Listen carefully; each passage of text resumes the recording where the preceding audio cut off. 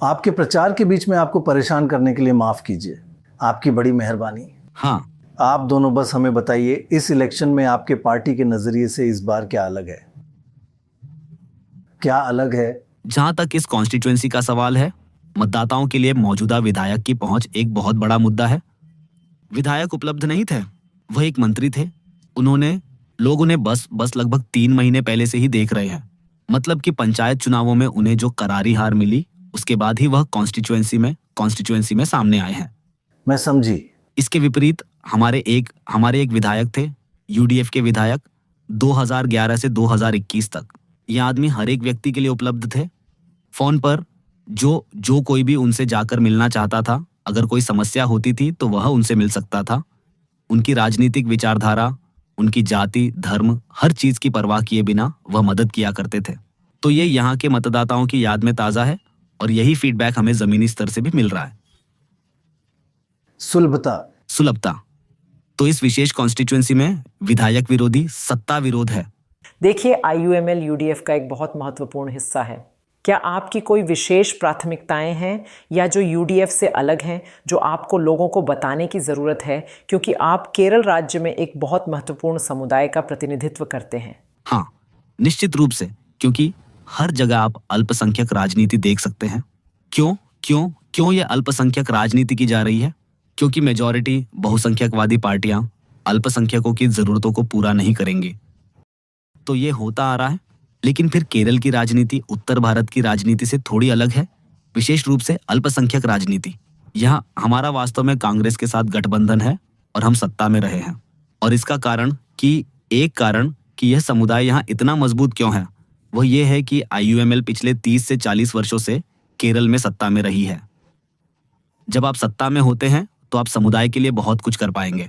आप पिछड़े वर्गों के लिए बहुत कुछ कर पाएंगे। और यही हुआ है, क्योंकि ये एक ऐसा समुदाय था जिसके पास 30 से 40 साल पहले कोई प्रारंभिक शिक्षा नहीं थी, लेकिन आईयूएमएल ये कांग्रेस के साथ सत्ता में थी। उस विशेष व्यवस्था के कारण बहुत सारे शैक्षणिक संस्थान लाए गए और इसी तरह समुदाय ने तरक्की की है।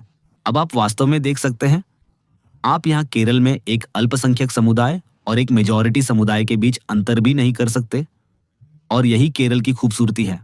हम सुन रहे हैं कि ईसाई मुस्लिम समुदाय को लेकर थोड़े चिंतित हैं, क्योंकि मुस्लिम समुदाय की आय बढ़ रही है, ये और अमीर होता जा रहा है। और जहां ईसाइयों का दबदबा हुआ करता था, अब मुसलमानों की आय का स्तर और जीवन स्तर बढ़ गया है, और वे कह रहे हैं अब यह हमारे लिए चिंताजनक होता जा रहा है। तो क्या आपको ईसाई पक्ष से कुछ नकारात्मकता देखने को मिल रही है? या ये एक इस्लामोफोबिक तर्क है जिसे करने की कोशिश की जा रही थी। सही। कुछ तत्वों द्वारा प्रचारित किया गया जो भाजपा के करीबी हैं। देखिए, एफसीआरए बिल, नए विदेशी अंशदान विनियमन बिल के साथ क्या हुआ है। सही। ये वास्तव में संविधान के विभिन्न प्रावधानों के खिलाफ है, लेकिन यह अल्पसंख्यक संस्थानों पर हमला कर रहा है। आज मैंने Catholic bishops conference of India और सभी ईसाई संगठनों के बयान देखे जो भाजपा की निंदा कर रहे थे, यह कहते हुए कि यह नया एफसीआरए बिल, जिसे उन्होंने कुछ दिन पहले लोकसभा में पेश किया है, सिर्फ ईसाई संस्थानों पर कब्जा करने के लिए है। सभी अल्पसंख्यक संस्थान, वे कह रहे हैं कि अगर कोई नवीनीकरण हो रहा है जो रद्द होने वाला है, तो जो संस्थान उन्होंने सालों पहले स्थापित किया था उस पर सरकार कब्जा कर लेगी, जो बिल्कुल बेतुका है। और कि भाजपा ही अब अल्पसंख्यक अधिकारों, खासकर ईसाई अधिकारों की रक्षा के लिए सबसे आगे है। हमने देखा है कि छत्तीसगढ़ में वहां की ननों के साथ क्या हुआ है। हम देख रहे हैं कि पादरियों के साथ क्या हो रहा है। मध्य प्रदेश में और उत्तर प्रदेश में धर्मांतरण विरोधी कानूनों की आड़ में उन्हें जेल में डाल दिया गया है, और यह सब भाजपा सरकारों द्वारा किया गया है। और वे यहाँ ये घड़ियाली आंसू बहा रहे हैं और कह रहे हैं कि हाँ, हम असल में प्रधानमंत्री मोदी केरल आ रहे हैं और केवल 2 क्षेत्रों में रैलियों को संबोधित कर रहे हैं। उन क्षेत्रों में से एक पाला, जो मुख्य रूप से एक ईसाई क्षेत्र है। तो इसका मतलब है कि आप जानते हैं, वे सोचते हैं कि ईसाई उनका क्षेत्र है, उनके वहां के विषय हैं, और वे फूट डालने की कोशिश कर रहे हैं। फूट डालने की लेकिन ईसाई समुदाय एक बहुत बहुत शिक्षित विद्वान समुदाय है और वे इन सब चीजों के आर पार देख लेंगे। और ये केरल है न कि? ये केरल है। हाँ, इस बार IUML में आपने बहुत सारे नए चेहरों को लाने की कोशिश की है। आपने असल में अपने किसी भी विधायक को फिर से नामांकित नहीं किया है। सभी मौजूदा विधायकों को हटा दिया गया और एक गैर मुस्लिम को भी कैंडिडेट के रूप में रखा।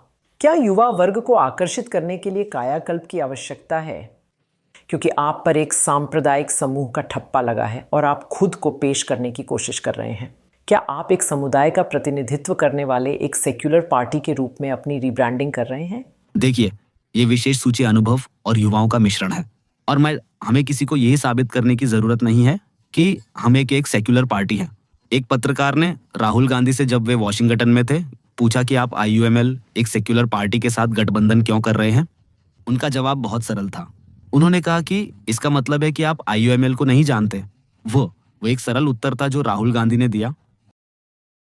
और केरल में कोई भी, यहाँ तक कि भाजपा भी, हम पर सेक्युलर पार्टी होने का ठप्पा नहीं लगाएगी या आरोप भी नहीं लगाएगी, क्योंकि यही हमारा काम करने का तरीका रहा है। हमने हमेशा कहा है कि हम अल्पसंख्यक समुदायों और पिछड़े वर्गों के अधिकारों के लिए लड़ेंगे, लेकिन इसका यह मतलब नहीं है कि हम दूसरे समुदायों, यहाँ तक कि मेजॉरिटी समुदायों के अधिकारों के लिए भी नहीं लड़ेंगे। और यही हमारा इतिहास रहा है।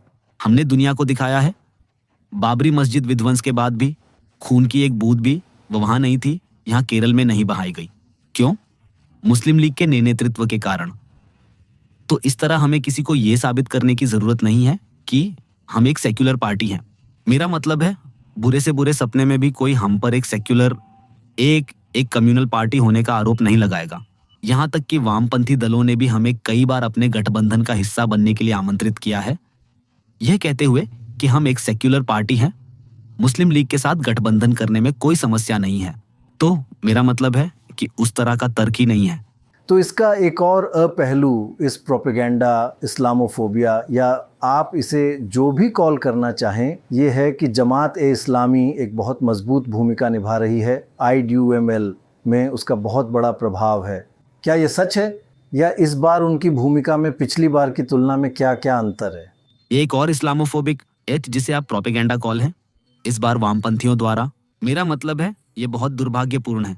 हमारा जमात-ए-इस्लामी से कोई संबंध नहीं है। जमात-ए-इस्लामी हमेशा से वामपंथी दलों की, CPM की एक स्वाभाविक सहयोगी रही है। बस शायद 5 या 6 या 7 साल पहले उन्हें वामपंथी दलों से कोई समस्या हुई थी और उन्हें वामपंथ से अलग होना पड़ा, और उन्होंने कहा कि हम वामपंथ का समर्थन नहीं करने जा रहे हैं, हम UDF का समर्थन करने जा रहे हैं। अब अगर कोई पार्टी हमारा समर्थन कर रहा है तो इसका मतलब ये नहीं है कि हम उनकी विचारधारा को अपनाने जा रहे हैं। तो यह भी इस बार वाम मोर्चे द्वारा किया गया एक और प्रयास है। कल श्रीमान का एक बयान आया था। AK बालन, जो CPM के एक बहुत ही प्रमुख नेता हैं, कह रहे थे कि जब MMK मुनीर, एक प्रमुख मुस्लिम लीग नेता, प्रमुख मुस्लिम लीग नेता को इस बार टिकट नहीं दिया गया था, उन्होंने कहा कि यह जमात-ए-इस्लामी के प्रभाव और रिकमेंडेशन के कारण है कि इंडियन मुस्लिम लीग ने उस खास व्यक्ति को सीट नहीं दी। मेरा मतलब है, इससे ज्यादा बेतुकी बात और कोई नहीं हो सकती। तो जमात-ए-इस्लामी भी हिस्सा नहीं है। वाह! आप जो कह रहे हैं उस पर यह उनकी प्रतिक्रिया है। क्या यहाँ युद्ध का कोई असर पड़ेगा? क्योंकि बहुत बार विशेष उड़ानें होती हैं जो यहाँ मतदाताओं को लाती हैं। क्या उन निर्वाचन क्षेत्रों में जहाँ जीत का अंतर कम है उससे कोई फर्क पड़ेगा? हाँ, उसका हम पर असर पड़ेगा। पश्चिम एशिया का संकट हमें इस तरह प्रभावित करेगा कि कालीकट जिले या कन्नूर जिले में हमारे ऐसे निर्वाचन क्षेत्र हैं जहां जीत का अंतर हमेशा लगभग रहता है। एक कॉन्स्टिट्यूएंसी में पिछली बार जीत का अंतर 300 वोटों का था। वहां और भी निर्वाचन क्षेत्र हैं जहां जीत का अंतर 1000, 2000, 3000 होता है। तो हमारा एक प्रवासी संगठन है जो KMCTC, केरल मुस्लिम कल्चरल सेंटर है, जो मध्य पूर्व में सबसे बड़ा प्रवासी संगठन है। अब उन्होंने हमारे मतदाताओं को यहाँ लाने के लिए चार्टर्ड उड़ानों सहित सभी व्यवस्थाएं कर ली थी। अब वह अधर में लटकने वाला है, या शायद क्योंकि अगर स्थिति सुधरती है तो ठीक है, वरना ये एक समस्या होगी। साथ ही इस पश्चिम एशिया संकट की वजह से फंडिंग का मुद्दा भी एक समस्या है। लेकिन मुझे बताइए, देखिए, केरल बाकी भारत और दुनिया के लिए विभिन्न धर्मों और जातियों के शांतिपूर्वक एक साथ रहने का एक शानदार उदाहरण है। यह अद्भुत रूप से धर्मनिरपेक्ष है। क्या उसे किसी तरह से कमजोर किया जा रहा है? क्या ये समय के साथ बदल रहा है? क्या आप उसको लेकर चिंतित हैं? हम उसे बदलने नहीं देंगे। यहाँ तक कि जो क्रिस संघी हैं जिन्हें वे कॉल, वह भी एक संकेत है ना, कि ईसाई समुदाय भी कुछ चीज़ों को लेकर असुरक्षित महसूस कर रहा है। बहुत छोटा सूक्ष्म अल्पसंख्यक हम कह सकते हैं। और यही पिछले चुनावों में हुआ था। पिछले चुनावों में एक तरह का प्रचार था जो भाजपा और वामपंथ दोनों की तरफ से था कि अगर यूडीएफ सत्ता में आती है तो आपके कैबिनेट में अल्पसंख्यक समुदाय के 5 या 6 या 7 सदस्य होंगे, उस तरह के। लेकिन क्या वह समुदाय की आकांक्षा नहीं है? हाँ, लेकिन मैं कह रहा हूं कि पिछली बार यही प्रचार था। वामपंथ और भाजपा दोनों द्वारा, आप जानते हैं, एक तरह का इस्लामोफोबिया पैदा करते हुए। तो उससे पिछली बार एक तरह का ध्रुवीकरण हुआ, साथ ही कोविड और अन्य सभी मुद्दों वगैरह के कारण। वरना कभी भी हमारे यहाँ ऐसी स्थिति नहीं थी जहां एक सरकार दोबारा आई हो। इस बार आपने देखा था कि पंचायत चुनावों में क्या हुआ था। पंचायत चुनाव ये यूडीएफ के लिए एक बड़ी जीत थी। ईसाइयों ने यूडीएफ का समर्थन किया है। वे लोकप्रिय आधार हैं। यूडीएफ ईसाई और मुस्लिम और पिछड़े वर्ग के मतदाता हैं। तो वह आ रहा है, वह यूडीएफ में वापस आ गया है पंचायत चुनावों में, और हम उम्मीद करते हैं कि विधानसभा चुनावों में भी ट्रेंड जारी रहेगा। लेकिन आइडिया नहीं है, आप इसे सुनते हैं और आप कहते हैं कि आप इसे रोक देंगे, लेकिन आप अकेले नहीं हैं। मेरा मतलब है बड़ी ताकतें हैं, पैसा है, सब कुछ आ रहा है। क्या वे केरल को बांटने की कोशिश कर रहे हैं जो इन सभी वर्षों में पूरी तरह से एकजुट रहा है अपने हितों के लिए? क्या ऐसा हो रहा है? क्या यह चिंता की बात है? वे कोशिश कर रहे हैं क्योंकि जैसा कि मैंने कहा, प्रधानमंत्री मोदी पाला नाम की जगह पर आ रहे हैं जो मुख्य रूप से ईसाई आबादी वाली जगह है, जो कभी नहीं हुआ है। वे पलक्कड़ जा सकते थे, वे त्रिवेंद्रम जा सकते थे जहां भाजपा की अच्छी खासी मौजूदगी है। असल में आप शायद माने या ना माने, इस बार त्रिवेंद्रम कॉर्पोरेशन में भाजपा जीती है।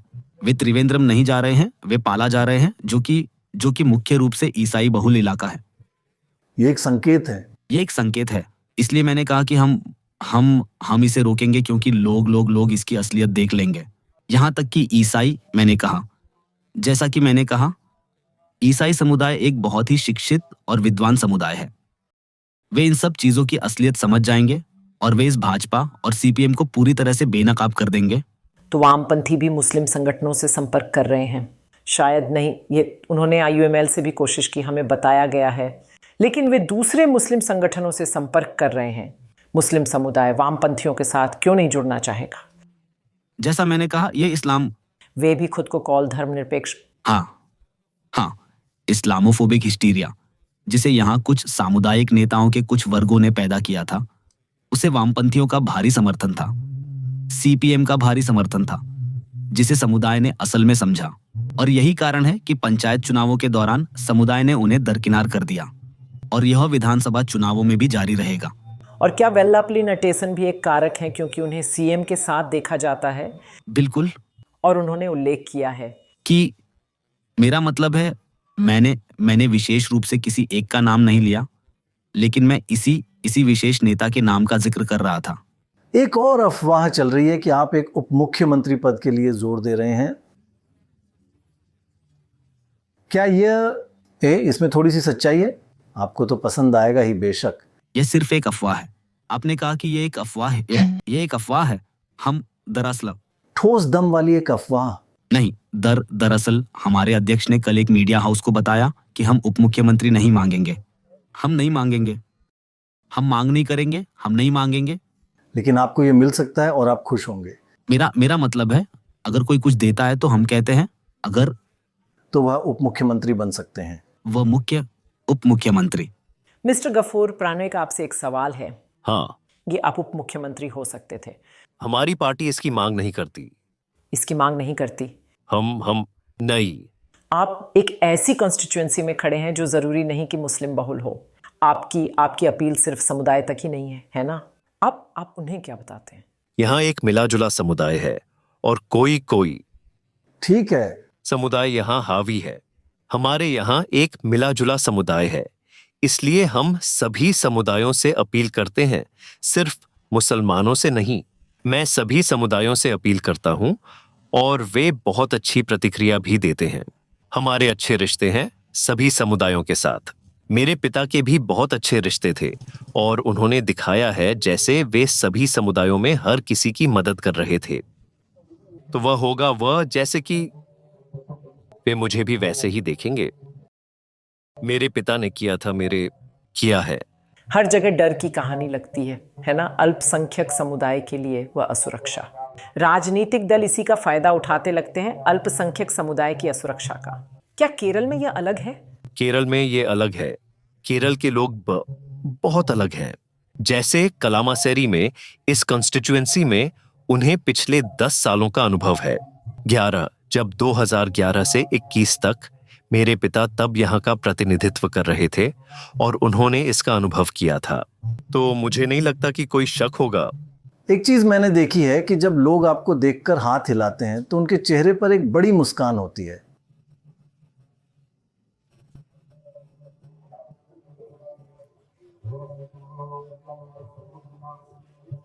क्या यह एक अच्छा संकेत है? हाँ, यह एक अच्छा संकेत है और यह मुझ पर उनके भरोसे को दिखाता है। क्या मैं आपसे बस पूछ सकती हूँ, इन वर्षों में इतने सारे मुसलमानों के मध्य पूर्व जाने और पैसा वापस भेजने के कारण उसने मुस्लिम समाज और आत्मविश्वास को कैसे बदला है? और अब जब युद्ध आ गया है तो क्या ये फिर से बदलेगा? सिर्फ मुसलमान ही मध्य पूर्व नहीं जा रहे हैं, हर कोई मध्य पूर्व जा रहा है। हाँ। और पैसा कमा रहा है। तो यहाँ यह कोई मुद्दा नहीं है। यहाँ ये कोई मुद्दा नहीं है, लेकिन दूसरे निर्वाचन क्षेत्रों में शायद, मुझे नहीं पता। इससे बहुत फर्क पड़ा है ना? नहीं, मैं ये कहने की कोशिश कर रही हूँ कि मुसलमानों का आय स्तर बढ़ा है। हालांकि मलप्पुरम अभी भी पूरे केरल का सबसे गरीब जिला है।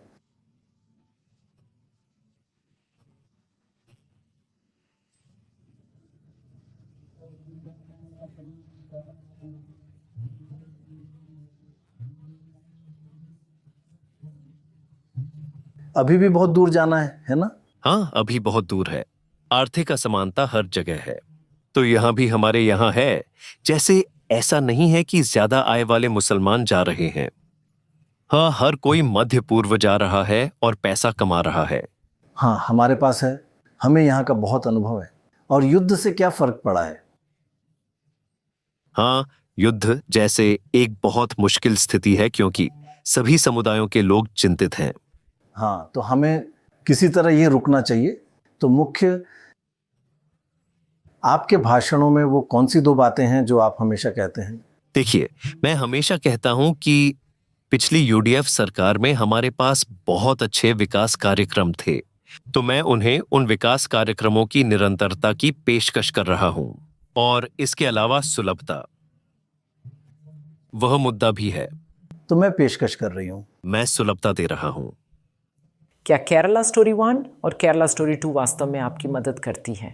किसी को भी परवाह नहीं है कि केरला स्टोरी 1 और केरला स्टोरी 2 क्या थी। हम जानते हैं कि असली केरला स्टोरी क्या है। ये तो केरल भी नहीं है। ये तो केरल भी नहीं है। तो आपको के बारे में क्या चिंता है? इसमें इलेक्शन एक बात जो आपको चिंतित करती है। देखिए, जो इसे एक सांप्रदायिक ध्रुवीकरण का रंग नहीं लेना चाहिए।